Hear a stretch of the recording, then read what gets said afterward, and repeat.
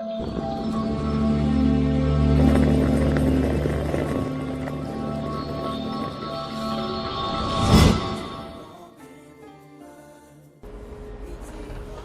evening, lovely people. This is Oreb Show on Gum Life TV.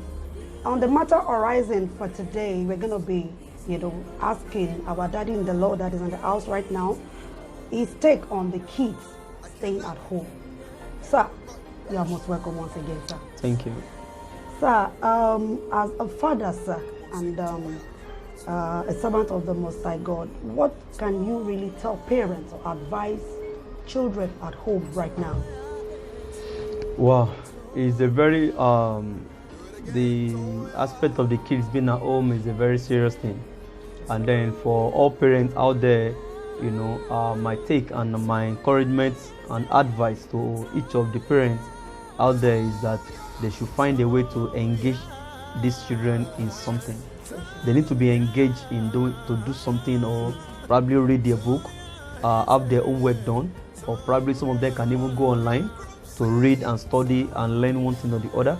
And then, like I was emphasizing the other time, that they should allow them to go out and learn a trade. But with the turn out of this COVID-19, it is not advisable for any parent to let go of the kids to go on the street. At this time, it's going to be a very high level of irresponsibility on the part of any parent. So my advice to them is they should try as much as possible, to keep them busy, because the elder says an idle hand is the devil's workshop. And then kids, they can be so playful sometimes. So if they don't have anything engaging them, they are bound to play rough here and there. So it's very important that parents engage them. They can go online to get some things done. They can read. They can get maybe like 2 or 3 books down for them. They can even have a timetable at whereby they can, like, today you do maths, and then tomorrow you are doing English, next tomorrow you are doing this, next tomorrow you are doing that. So, and then we also are still trying to see how we can, on our own, try to arrange online classes whereby we can get a business study teacher that will come online, and then we can let he or she teach them what they can do. And then, as much as that is in the process, but for the meantime, parents should look out for them. They should watch out for them, and they should not allow them to go and play football. They should not allow them to go and visit their friends. They should not allow them to go hanging around with friends, because many of them on the streets, many of them that they will want to go and visit, they don't know who has come to the house. So if they go there and they start touching everything back and forth, it's not going to be so another take of sanitizer. Especially if they have to go out for any reason, whatever stuff they touch, let them sanitize their hands almost immediately. But their best of advice is that they should stay indoor. They should stay at home. But while staying at home, they should get involved in something. They should not be idling away in the house, just sleeping and sleeping and sleeping. And so they should watch out for them. They should keep them busy, and they should ensure that they have something that they will do per day.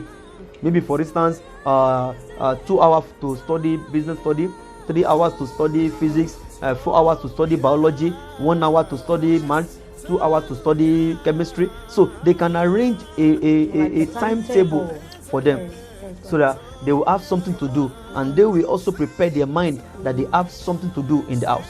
And then, like the students that were supposed to be writing the WAEC now, they are not able to.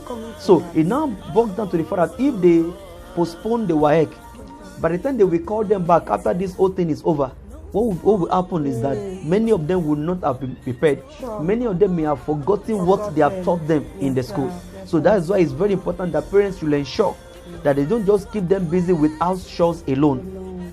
Especially if they are students, they should keep them busy reading their book, and they should monitor them while they were reading their book, and probably even ask them questions, because it's not advisable now that any parent should bring any teacher to the house at this time.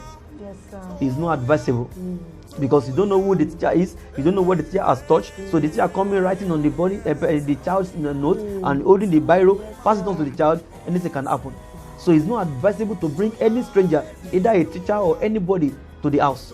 So ensure you keep an eye on them. And then, like for instance, if a father and a mother has to go to work, one of them can make time out at the office and let them know that at this time, somebody has to be in the house with the kids, because it's very, very risky to bring a total stranger now to come and stay with them in the house. So it's very, very risky. So every parent should sit down and project and plan on how they will take care of these kids at this time, so that they will not be exposed to this virus. Okay.